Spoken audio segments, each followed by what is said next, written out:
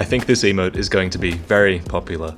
It's found by trading a homeward bone with Pickle Pea or Pumperum the crows, whose nests are found atop Filing Shrine after you buy the tower key from the Handmaiden.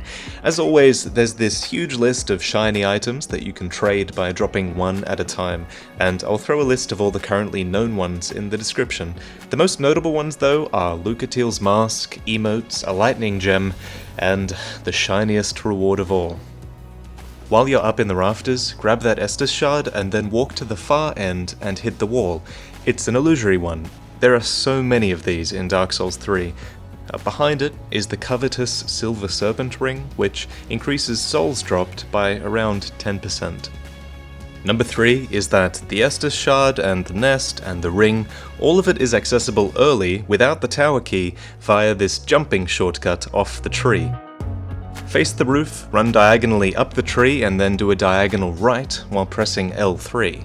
If you're having trouble making the jump, don't worry, you're probably not bad, it's just more than likely that it's been patched since this video came out, so no one tell Miyazaki.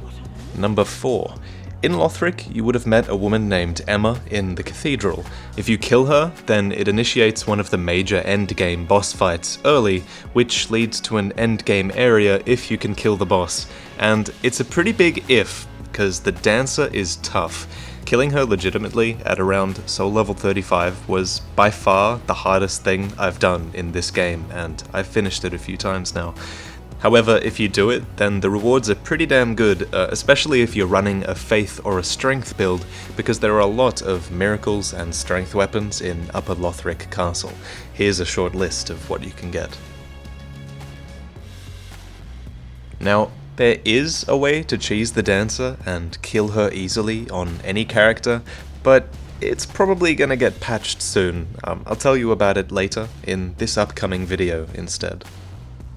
Number 5. So, fast forwarding to the Undead Settlement, there's this really secret covenant that you can join, but you have to do it before killing the cursed Greatwood. Turn right at the burning tree, go across the bridge, and then go around the right side of the building through these barrels, climb the ladder, and run along the rooftops to the right.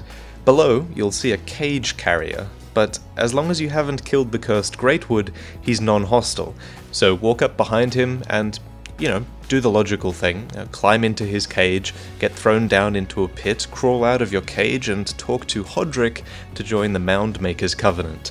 Mound Makers drop a white or a red sign, but it appears purple. So if someone summons you with this sign, then you can either kill the enemies in their world and help them, or you can kill the host or their phantom for the reward. Alright, so between us, here's what we're gonna do.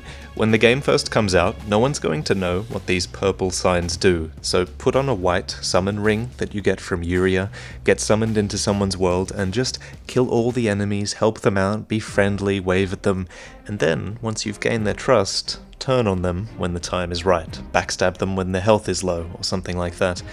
Eventually, you'll get 10 vertebra shackles, and these can be handed in for a new katana called Bloodlust, which I've heard is good, or 30 shackles rewards you with the Warmth spell.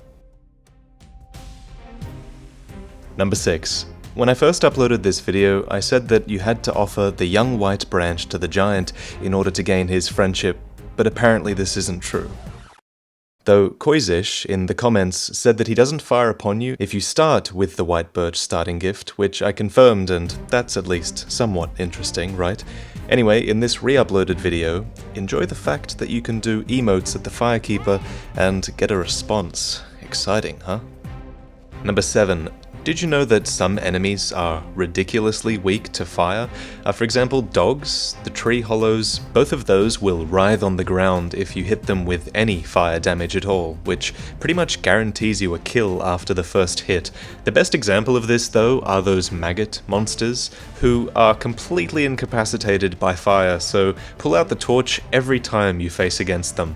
Without this knowledge of fire, they're really tough because they cover you in maggots and your bleed meter will rise for a ridiculous stretch of time. But don't worry, if you do get covered in maggots, simply pull out a torch and they'll all fly off.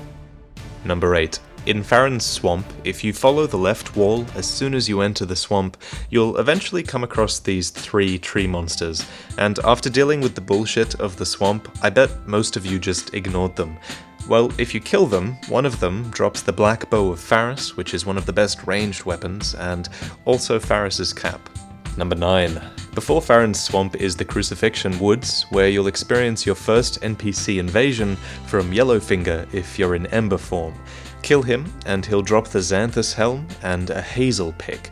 And this is a recurring theme throughout the game, so if you're someone who wants to hunt down every weapon, make sure you're embered at least once in every area, and you'll get invaded, and you'll get NPCs to kill for their weapons. Number 10, speaking of killing, if you're wondering what NPCs drop, don't worry, I sacrificed one of my characters and made him go on a murdering spree to find out. Anri drops her luck-scaling straight sword, Horus drops a shield with really balanced defenses, Cornyx the Pyromancer gives his awesome-looking set, Aegon drops his weapon and his shield, Arena drops the Tower Key, the Giant drops the Hawk Ring, Sigurd drops the Storm Ruler, the Pierce Shield, and the Katarina set, Ceres drops her Talisman, Uria drops Dark Drift, the Invisible Katana, Leonard drops his hat, and Patches drops his spear and his ring. Most of the NPCs I've named just now also drop their ashes, which gives you access to a bunch of their armor sets at the Handmaiden, if you didn't know. And if you're wondering where to find these NPCs and initiate all their quest lines, subscribe, because I'm going to be putting out a video this week with all of that info, because the first time I played Dark Souls 3, I missed so many quest lines, and you should be able to catch them all if you watch that video.